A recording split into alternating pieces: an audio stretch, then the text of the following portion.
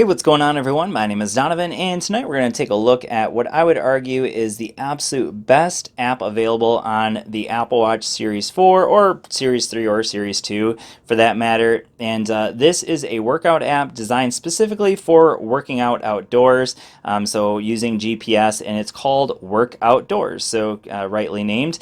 So this is the actual app, and if I go back real quick, you can see what the icon looks like. It's available for $5 in the App Store, and totally worth it in my opinion, and we'll talk about why that is in just a moment. So this is the app. We're going to go ahead and go into it. But I did want to point out that not only is it available for runners, but obviously if you're working out in some other way, so like hiking, cycling, walking, and I'm not going to say them all, but you can see the ones that are available here. But again, these are all working out outdoors, so just a heads up there. And then at the bottom there, for some reason it has a map, but that's also available up here. So if you want to do just a map and not have it actually record anything, you can get that as well. So that's really cool. But let's go ahead and go into running. So you can adjust that countdown, by the way, so that's customizable.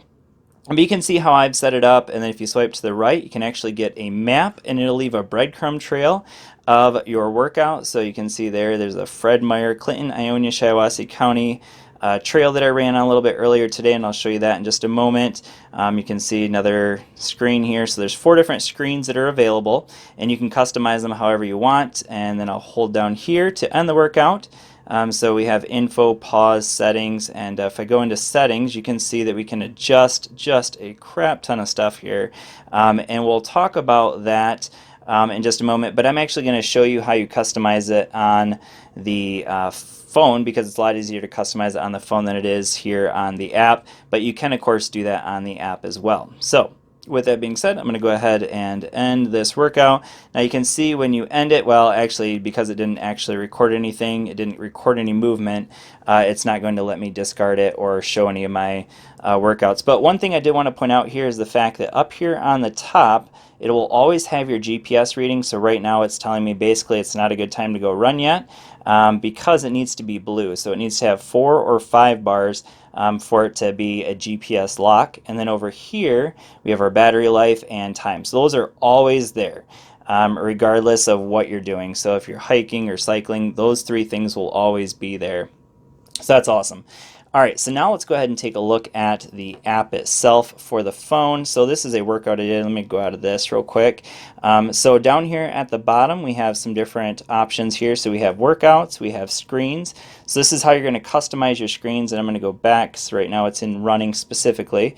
But you can see you can customize your screens for whatever kind of workout you're doing. So if you're a golfer, awesome, so great for golfers as well. If you're someone who goes out on hikes a lot or cycling, whatever, this is just phenomenal, and all the metrics that are available is just crazy, and I'll show you how to customize them in just a little bit. So up here, we'll go ahead and go into it.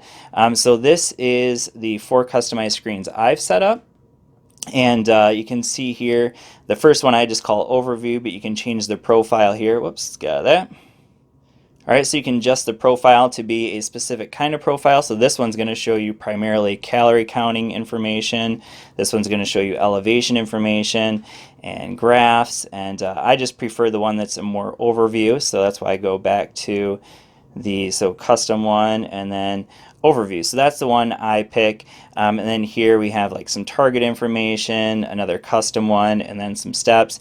Personally, I only end up using this top one and maybe the one with maps, but it's great that you can customize whatever you want them to be. So let's go ahead and click on one of those, and I'm going to show you just all of the metrics that are available. So you can see 183 metrics are available, and if I want to adjust that one, you can see I can go down here and pick one.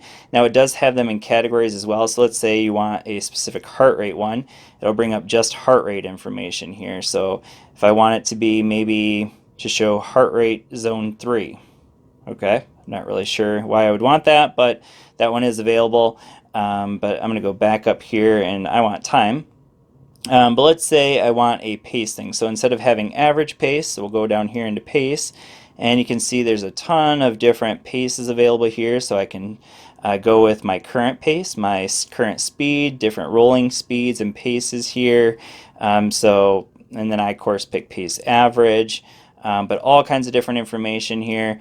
So this is 33 different metrics available in just the pace section. So you can see previous laps. So if you are doing interval workouts, you probably want these previous lap information. That would be a good one to have there.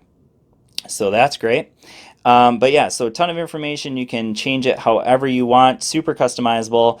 I just prefer these 5 things. So I want my overall time, my distance, my heart rate, my previous mile, or basically that's like your rolling mile, and then my average pace. That's what I just prefer, but you can adjust it again however you want it to be. And then over here on this screen, you can see that we do have some maps available, and it's great because it actually leaves like a breadcrumb trail, and it uses a map app.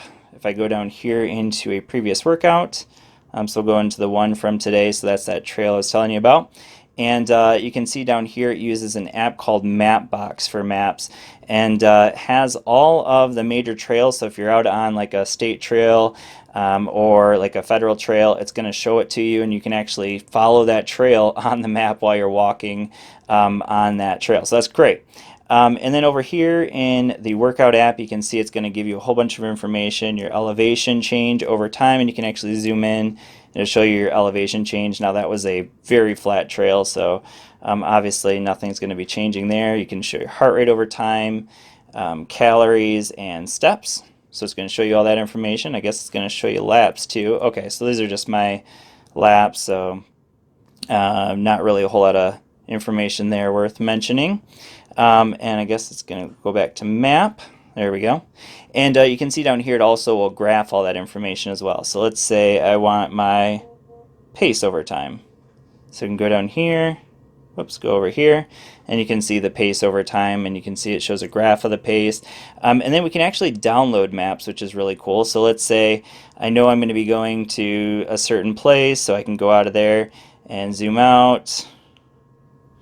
And let's say I want to download a map of, I don't know, I'm going to be making a trip to Washington, D.C. here pretty soon. So maybe I want a map of some trail near Washington, D.C. I can go ahead and download that here on to the watch. So you can see here it says touch the map for a second, then move your finger to select an area to download and transfer to the watch. So whatever it is that you're touching, it's actually going to download that map onto the watch, which is really cool. So if you know you're going to be going somewhere, you can do that. That's really good. And then we have some other information here. So one thing I noticed is that you can change the distance units, altitude as well. But the big one is right down here, because I know a lot of runners want this. So this allows you to upload it directly to Strava. So there is another app I'll just mention real quick called, here it is, HealthFit.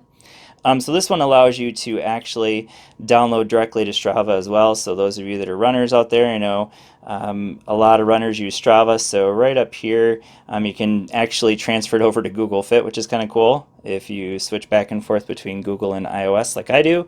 And then there's Strava as well. So anyways, very cool app from an app called WorkOutDoors. Definitely one I recommend, mainly because of how customizable it is and the fact that it's going to tell you when you have GPS lock. So one of the things that isn't so great about the main workout app is the fact that it's not going to tell you when you have GPS. Basically, you just start going and it's going to use your motion. So if I do this, so it's just going to automatically do a countdown.